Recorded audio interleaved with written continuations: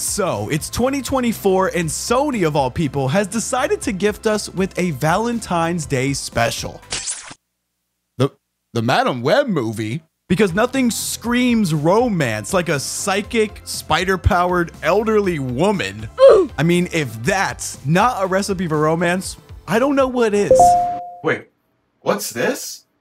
Oh, a new look at Madam Web. God, this is gonna be so good. So, while my character in the movie may be able to see the future, I also can. Oh. And I know what the future brings. I know that when you see Madam Web, you're gonna love it. No, please no. In fact, I think you're gonna see it twice. No, not again! Not again, no!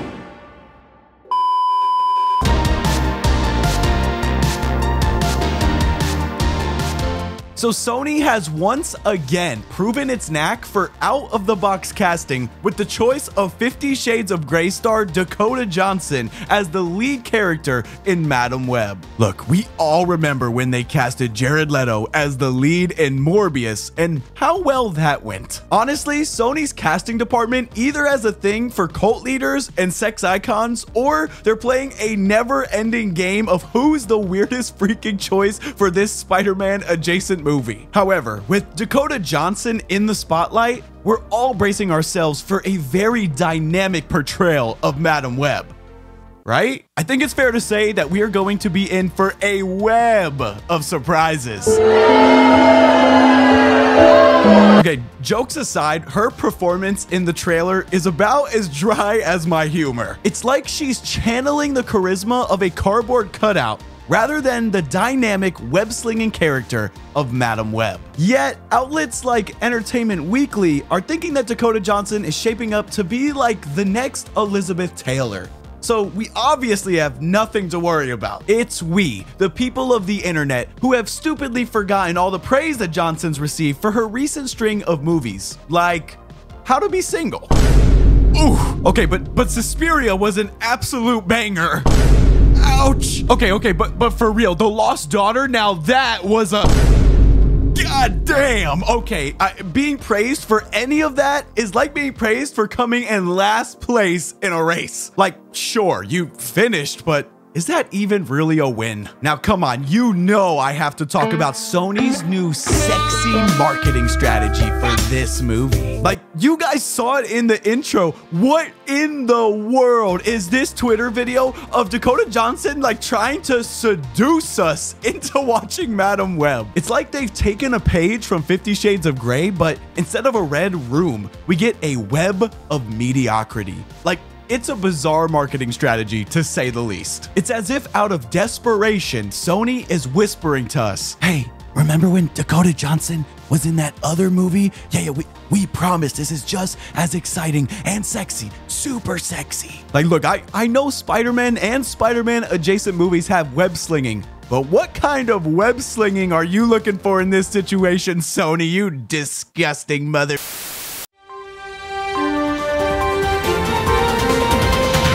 Breaking news, folks! It appears that it is actually not all doom and gloom for Sony's Madam Web movie. This means put down your early 2000s web shooters and grab onto your gamer chairs, because we have a new quote from the lip-licking lead actress of Madam Web herself. I can do some really wild things with a card, Dakota Johnson said. I drove an ambulance. I drove a taxi cab. I drove everything in the movie. So there we have it. You heard it here, folks. It is confirmed 34-year-old Dakota Johnson can in fact operate a motor vehicle. What a range of skills. We're gonna pass it back to MJ over at the studio. Thank you, Steven. I can't wait to see her parallel park in the sequel. So if you're excited to see Dakota Johnson drive and, well, drive, there's still one more thing you should consider, and that's...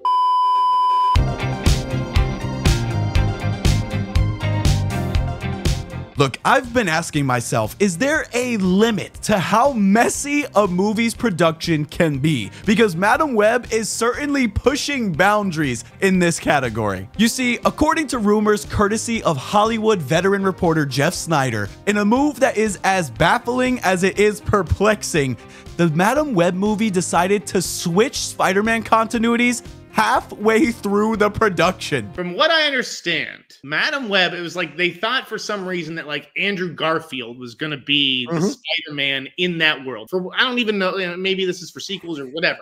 Right. For whatever reason, Andrew Garfield's Spider-Man was supposed to be the Spider-Man in that world. And then afterwards, it was decided it's going to be Tom Holland. Yeah, Tom Holland Spider-Man. Just so you guys understand, first, they tried to wedge this movie into the Andrew Garfield Spider-Man universe. Like me trying to wedge myself into a pair of pants that doesn't fit anymore because I told you I have a severe overeating problem, Mom, and I'm working on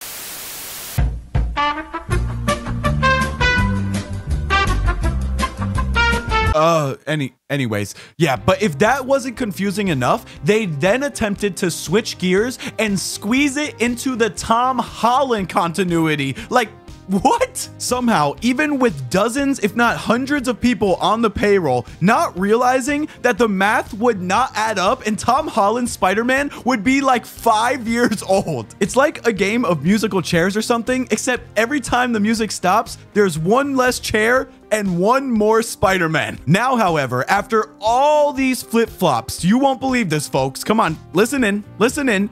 They have now decided, drumroll please, to make it a standalone universe. Director S.J. Clarkson recently came out and said she's definitely in a standalone universe, as if this was a creative decision and not the result of horrible leadership and timeline gymnastics. I think the worst part is that this isn't just a symptom of indecisiveness. Hollywood's desire to fit everything into a neat little package often comes at the expense of the product. And in this case, it is definitely hurting more than it's helping. And by the looks of it, this movie definitely needs some freaking help.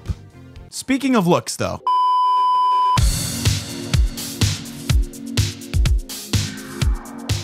Now, let's talk about what we've all been waiting for. The trailer! And let me just say, our first real taste of the film was a feast for the eyes.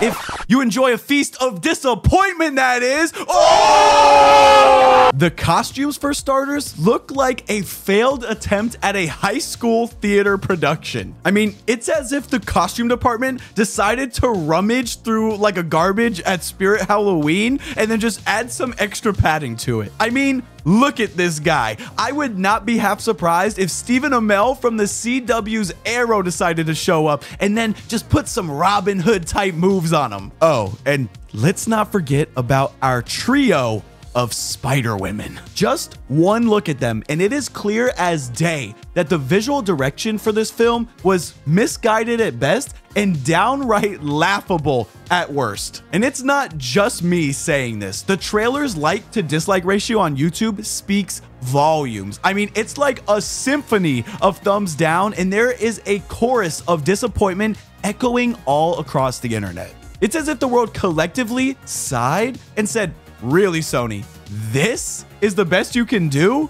And honestly, I agree. Even the effects in the trailer seem like they were conjured up in someone's garage using last decade software. I thought Morbius was bad, but the little bit of the effects that we get to see in this trailer are so underwhelming that it's almost impressive in like a weird, strange way. Oh, and we also get to see Dakota Johnson's previously mentioned stunt driving work put on full display.